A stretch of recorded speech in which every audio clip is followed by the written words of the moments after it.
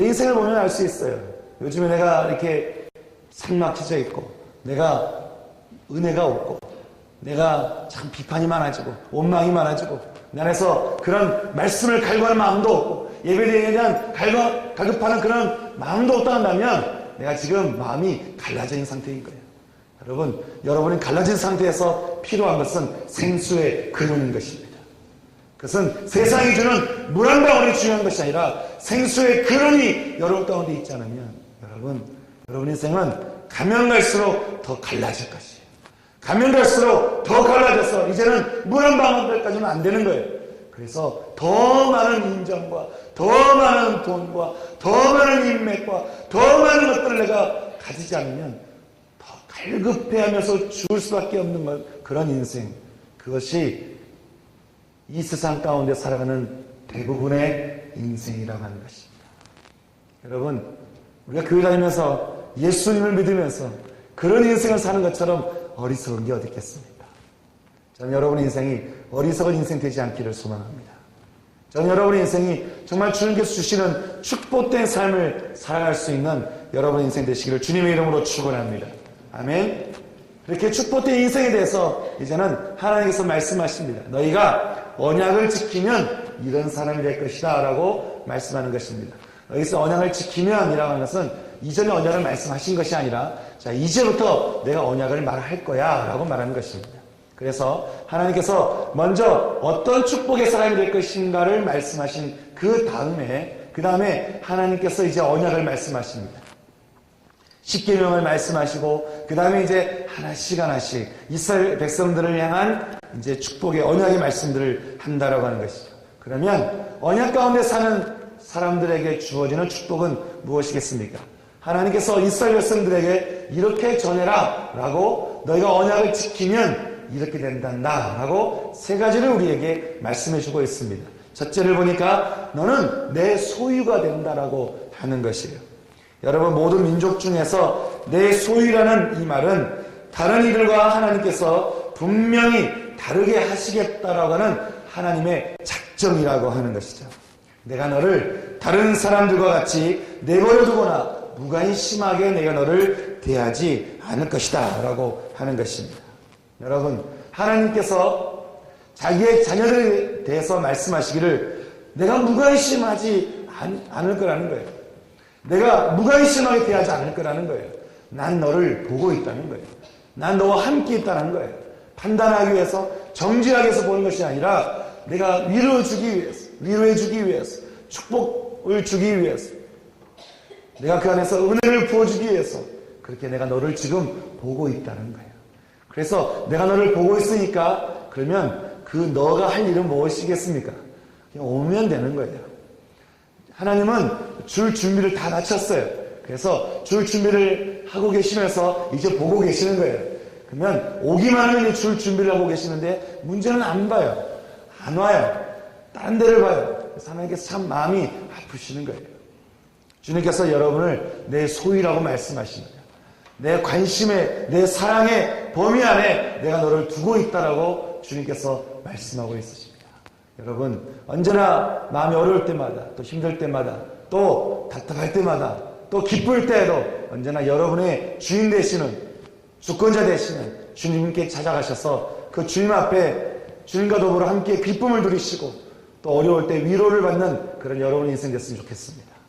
또 주님께 주시는 두 번째 축복은 제사장 나라가 된다라고 하는 것입니다. 여기서 이 제사장 나라가 된다라고 하는 이 말은 제사장들의 나라가 된다, 이 말인 것입니다.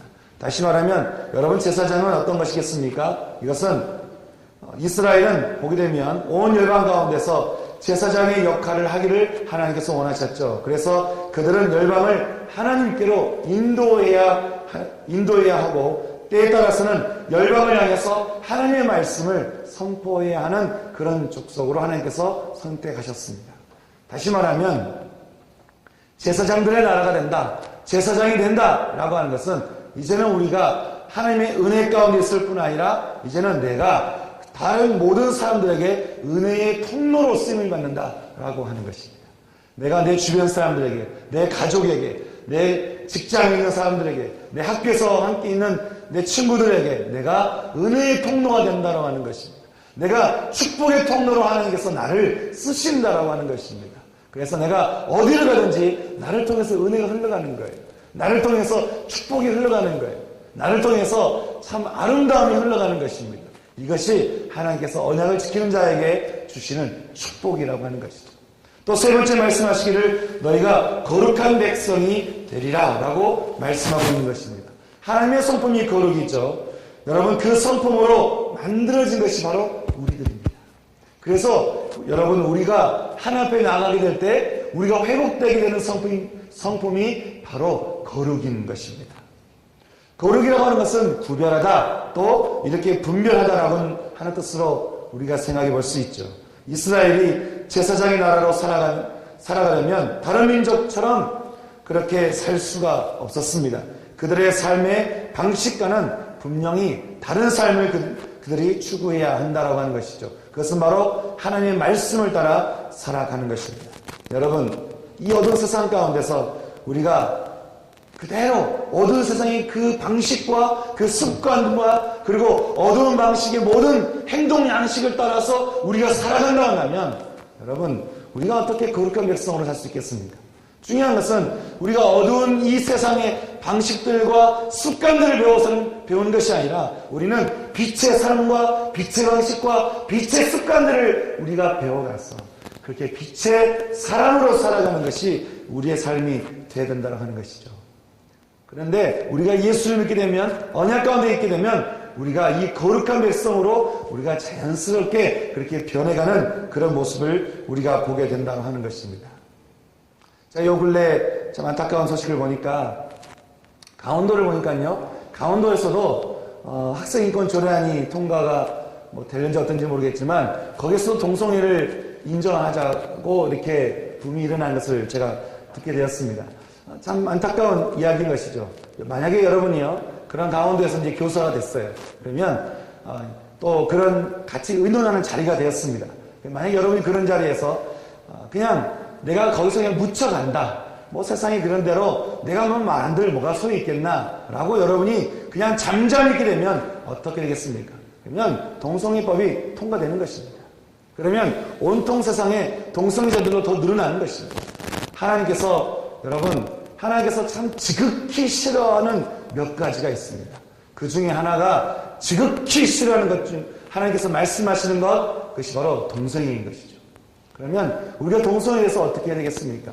하나님께서 주시는 그 성의 모습대로 갈 수 있도록 우리가 그곳에서 기도하고 또 우리가 여러 방면으로 우리가 노력하는 그런 모습 우리 가운데 있어야 되겠죠.